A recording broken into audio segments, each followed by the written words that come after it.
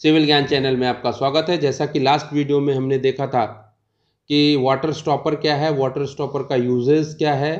दूसरा हमने देखा था कि केज बनाते समय, रिइंफोर्समेंट बांधते समय किन किन बातों का ध्यान देना चाहिए। तो दोस्तों इस वीडियो में हम देखेंगे कि वेल्डिंग क्या है, वेल्डिंग रिइंफोर्समेंट केज में वेल्डिंग का क्या इंपॉर्टेंस है, and method of placing the concrete in diaphragm wall.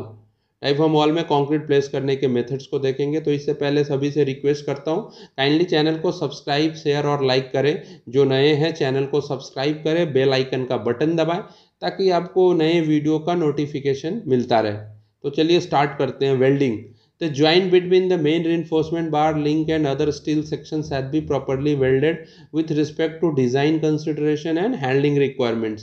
जैसा कि दोस्तों हमारा जब केज प्रिपेयर हो जाता है, जब केज बनाने के टाइम में ही हमें वेल्डिंग स्टार्ट कर देना चाहिए। जैसे हमारा लैपिंग जोन है, जो टॉप के लैप है, बॉटम के लैप है, वो प्रॉपरली वेल्डेड होना चाहिए। कम से कम 3 इंच का लैप दोनों एंड में होना चाहिए। उसके बाद जो भी हमारे स्टीरअप्स है, लिंक बार है, वो प्रॉपरली मेन बार से वेल्डेड होना चाहिए, ताकि जब भी हम उसको लिफ्ट करें, जैसा कि आप लोग जानते हैं कि जब हम लोग डी वॉल का केस लिफ्ट करते हैं तो हम डायरेक्टली उसको क्रेन से लिफ्ट करते हैं। तो लिफ्टिंग के समय कोई भी बार ऊपर से गिरे ना और वो अनसेफ एक्ट में कन्वर्ट ना हो, इसके लिए हमको वेल्डिंग बहुत ज़रूरी है। तो प्रॉपर वेल्डिंग होना चाहिए बिफोर लिफ्टिंग ऑफ केज। दूसरा हम देखेंगे कि कॉन्क्रीटिंग मेथड। कॉन्क्रीटिंग मेथड क्या है, हम कॉन्क्रीटिंग कैसे करते हैं टी वॉल में। तो दोस्तों ये जो मेथड है इसको हम ट्रिमी मेथड कहते हैं। देखते हैं ट्रिमी मेथड क्या है। A tremie is a water tight pipe usually of 250 mm inside dia with a conical hopper at its upper end above the water level. ये ट्रिमी एक वाटर टाइट पाइप है जिसका इनसाइड डाया 250 mm रहता है, 250 mm का dia. ये 200 mm का भी डाया रहता है। It is rounded in shape, ये राउंडेड शेप में होता है। तो दोस्तों हमको अगर एक एग्जांपल मैं बता रहा हूँ, जैसे हमारा बोर्ड डेप्थ 15 मीटर है पैनल के टॉप से। पैनल का टॉप मतलब गाइड वॉल के टॉप से अगर हमारा पैनल का डेप्थ 15 मीटर है तो हमको 14 मीटर 700 तक ट्रिमी लगानी है। जो हमारा फाउंडिंग लेवल है उससे 300 mm का ही गैप हमको रखना है। और अगर हमारा 5 मीटर का पैनल है तो हमको 2 लोकेशंस में ट्रिमी लगाने हैं। और हॉपर अगर हमारा एक भी है तो कोई दिक्कत नहीं, लेकिन ट्रिमी हमको 2 लोकेशंस में लगाने हैं, क्योंकि कंक्रीट का हमको कंटिन्यूअस फ्लो चाहिए और 5 मीटर के एरिया को हमको कवर करना है। तो 2 लोकेशंस में ट्रिमी लगाना ज़रूरी है। दूसरा जो है दोस्तों, इसमें इस बात का ध्यान देना चाहिए, जब भी हमारा कंक्रीट स्टार्ट होता है तो कंक्रीट को जो हमारा ट्रिमी पाइप है वो 1 से 1.5 मीटर कंक्रीट के अंदर होना चाहिए। वो क्यों होना चाहिए कि 1.5 से 1.5 मीटर कंक्रीट के अंदर रहेगा तो पानी का जो प्रवेश है वो ट्रिमी पाइप के अंदर नहीं होगा और उसमें चॉक के चांसेस नहीं होंगे।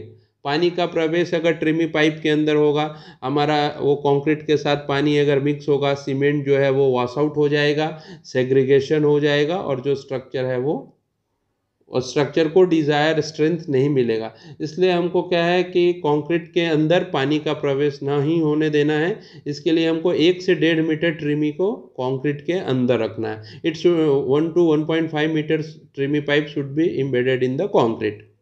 ये हो गया। दूसरा हमको जैसे जैसे हम कंक्रीट करते हैं, जैसे पहले हम ऊपर में हॉपर फिट करते हैं, हॉपर पे हम एक चार्जर प्लग लगाते हैं। तो चार्जर प्लग का क्या यूजेस है देखते हैं। The plug at the discharge end is use to dewater the tremie and control the distribution of concrete.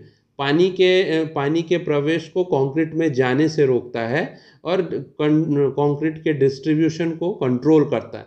इसलिए हम चार्जर प्लग का यूज़ करते हैं to avoid the wash out of cement and to avoid the enter of water inside the tremie pipe. दूसरा है हम tremie का uses क्या है। A tremie is use to pour concrete under water in a way that avoid the wash out of cement from concrete when it mixed with the water। जब ये water के साथ मिक्स होता है तो ये सीमेंट को वॉश आउट कर देता है और सेग्रीगेशन टेक प्लेस देयर। तो इसके लिए हम ट्रिमी मेथड का यूज़ करते हैं। ट्रिमी मेथड से हमारा वॉश आउट नहीं होता है और हम प्रॉपरली उसको कंक्रीट को प्लेस कर सकते हैं।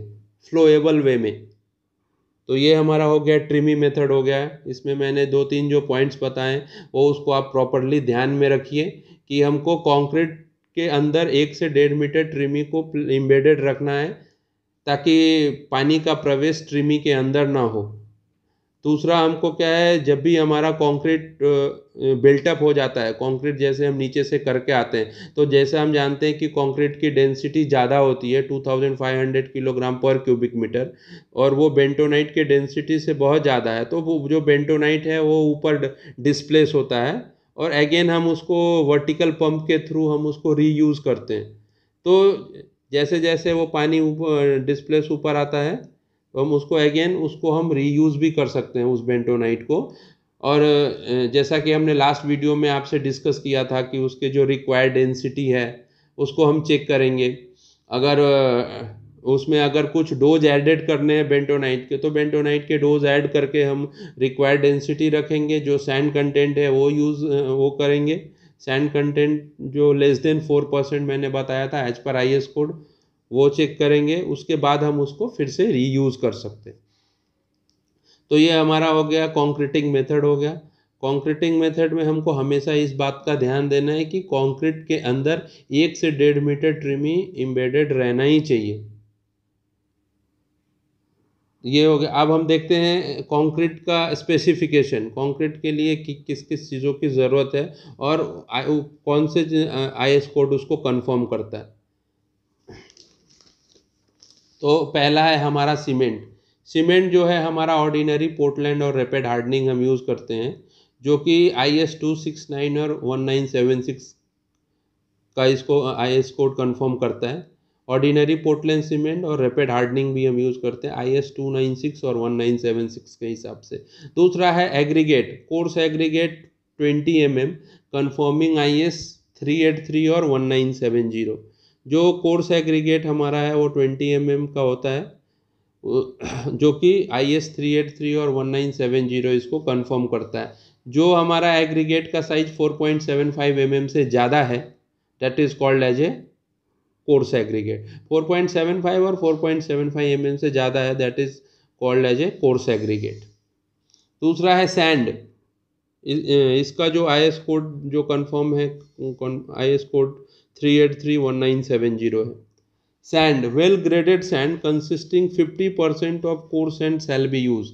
इसमें हम कोर सैंड ही यूज़ करते हैं। कंक्रीट मिक्स के लिए जो हम यूज़ करते हैं वो कोर सैंड यूज़ करते हैं। फाइन सैंड जनरली हम प्लास्टरिंग के लिए यूज़ करते हैं। तो ये जो हमारा सैंड है ये IS कोड 2116 और 1965 के हिसाब से हम इसका यूज़ को IS कोड 2116 और 1965 के हिसाब से हम इसका यूज़ करते हैं।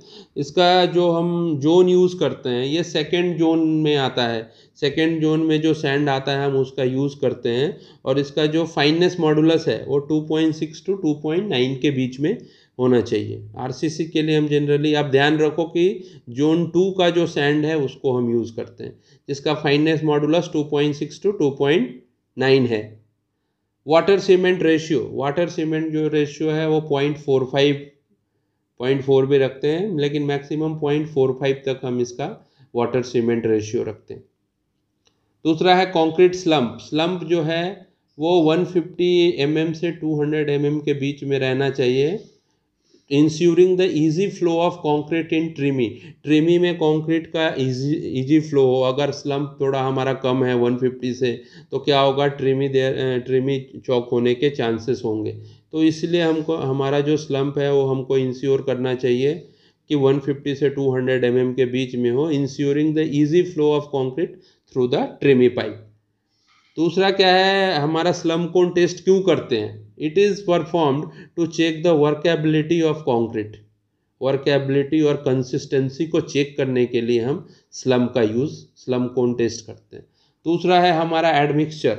हम एडमिक्सचर यूज़ करते हैं। एडमिक्सचर सेटिंग टाइम को कंट्रोल करने के लिए और वर्केबिलिटी को कंक्रीट को मेंटेन करने के लिए हम एडमिक्सचर का यूज़ करते हैं। दूसरा है हमारा जो इसमें ग्रेड ऑफ कंक्रीट यूज़ करते हैं वो M30 और M30 से एबव का कंक्रीट यूज़ करते हैं। M30, M35, M40, M35 according to the design criteria. और ये चीज़ आपको ड्राइंग में भी मेंशन किया रहता है कि कौन सा ग्रेड का हमको कंक्रीट यूज़ करना है। इसमें जो M30, M35, इसमें M क्या है? M आपका मिक्स है, और 30 जो नंबर्स है ये आपका compressive strength of the concrete है 28 डेज। 28 दिन में जो आपका कॉम्प्रेसिव स्ट्रेंथ जो हम टेस्ट करते हैं उसका आपका ये नंबर डिनोट करता है कॉम्प्रेसिव स्ट्रेंथ। तो इस चीज़ को नोट भी कर ले, ध्यान में भी रखें, क्योंकि ये बहुत इंपॉर्टेंट बातें हैं जो आपको साइट सुपरवाइजर, इंजीनियर, फ्रेशर सभी के लिए काम आने वाला है। डेंसिटी ऑफ आरसीसी, आरसीसी की डेंसिटी क्या होती है? आरसीसी की डेंसिटी आपको 2500 किलोग्राम पर क्यूबिक मीटर होती है। डेंसिटी ऑफ कंक्रीट जो होती है वो 2500 किलोग्राम पर क्यूबिक मीटर। अब तो ये हमारा कंक्रीट का हो गया, हमने ट्रिमी मेथड भी देखा कंक्रीट कैसे प्लेस करते हैं। दूसरा, हमको कुछ डॉक्यूमेंटेशन होते हैं जो कि हमको कंक्रीटिंग से पहले करने पड़ते हैं और जो वो हमको मेंटेन करने पड़ते हैं, और हमको उस पर क्लाइंट का सिग्नेचर भी लेना पड़ता है। तो आइए देखते हैं उसका डिस्क्राइब फॉर्मेट कैसा है। अब उसमें हमको सबसे पहले जो हमारा पोरकार्ड बुक है उसमें आपको रहता है नेम ऑफ वर्क, काम का क्या नाम है, क्या स्ट्रक्चर का नाम है वो हमको देना है। पैनल, पैनल अगर हमारा प्राइमरी पैनल है तो हम उसको P से डिनोट करते हैं, सेकेंडरी पैनल है तो S से डिनोट करते हैं। दूसरा हमको उसमें क्या है, गाइड वॉल का टॉप, गाइड वॉल की टॉप क्या है। उसके बाद हमको डेट ऑफ एक्सकेवेशन, कब से हमने वो ड्रिलिंग स्टार्ट की, उसके बाद हमारा ड्रिलिंग कब ख़त्म हुआ उसका डेट देना है। कंक्रीट की कास्टिंग डेट, कास्टिंग डेट कब है वो देनी है। उसके बाद हमको उसमें बताना है कि कंक्रीट जहाँ तक हमने किया है, नॉर्मली जो हम जनरली जो हम लोग कंक्रीट करते हैं वो कट ऑफ लेवल से 500 ऊपर तक कंक्रीट करते हैं। कट ऑफ लेवल हमारा एक लेवल मेंशन होता है जिससे हम 500 ऊपर तक कंक्रीट करते हैं। तो कंक्रीट का टॉप लेवल आपको मेंशन करना है, वो आपके ड्राइंग में मेंशन रहता है लेवल। तो आप उसको पैनल टॉप से, पैनल टॉप का RL आपको पता रहता है, और आपको कट ऑफ लेवल जो है उसका RL आपको ड्राइंग में मेंशन किया रहता है।